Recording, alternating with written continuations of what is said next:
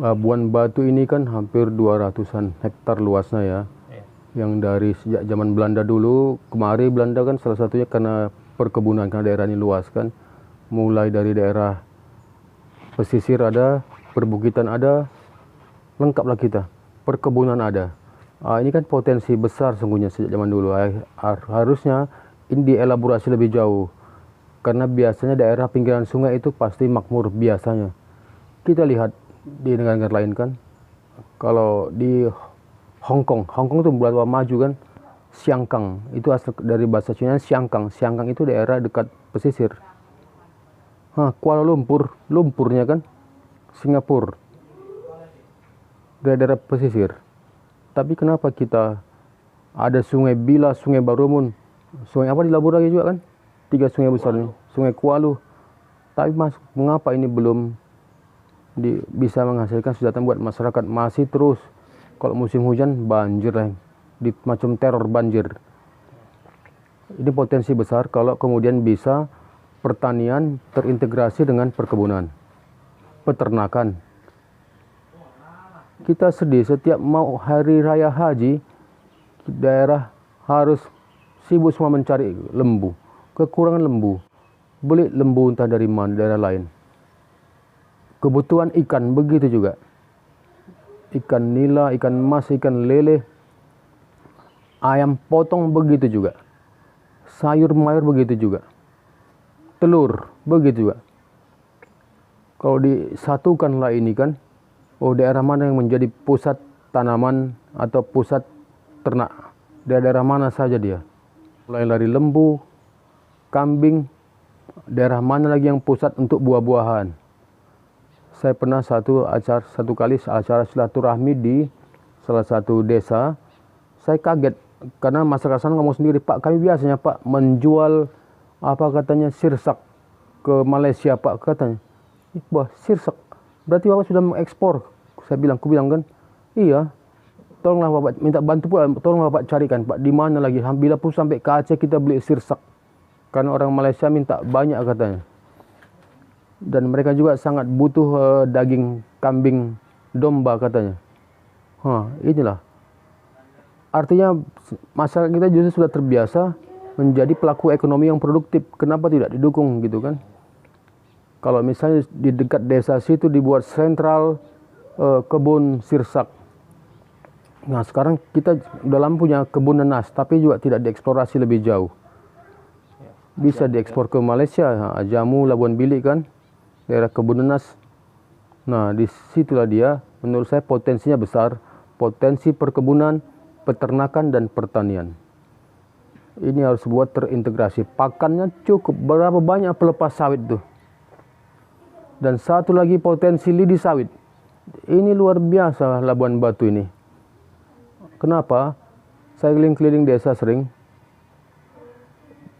mendengar, ilmu saya hanya mendengarnya. Masyarakat ngomong, zaman susah, Covid Pak, Covid begini. Tapi Alhamdulillah Pak, masih ada lidi sawit. Kenapa Alhamdulillah? Kata saya bilang kan, itu Pak tinggal mengkutip lakunya Pak, dari perak 1 kilo katanya 3-3 ribu kadang Pak katanya. Kan ini potensi ekonomi yang bisa digarap khusus, bisa diperkuat. Jadi maaf ini Bang, sebelumnya saya sering turun ke daerah Ajamusana, daerah pesisir. Jadi pada umumnya keluhan masyarakat di sana adalah pembangunan. Mereka merasa dianaktirikan. Itu pendapat Abang seperti apa Bang? Labuan Batu ini 1 tahun hampir 1 triliun rupiah APBD-nya, uangnya. Makanya penting sosialisasi ya, memberikan pemahaman.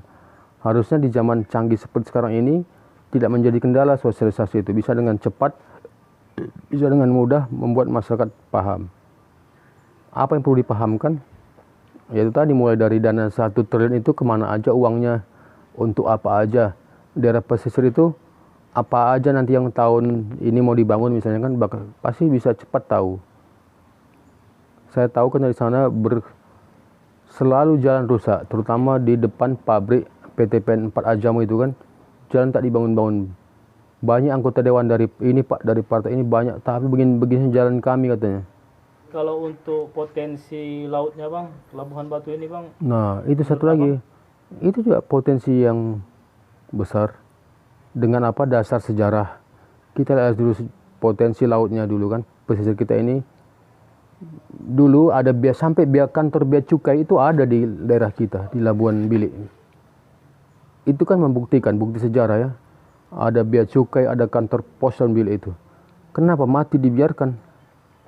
Nah, seharusnya berpikirlah sekarang, termasuk kita lah dulu berpikirkan, harusnya cara memajukannya adalah hidupkan kembali bea cukainya.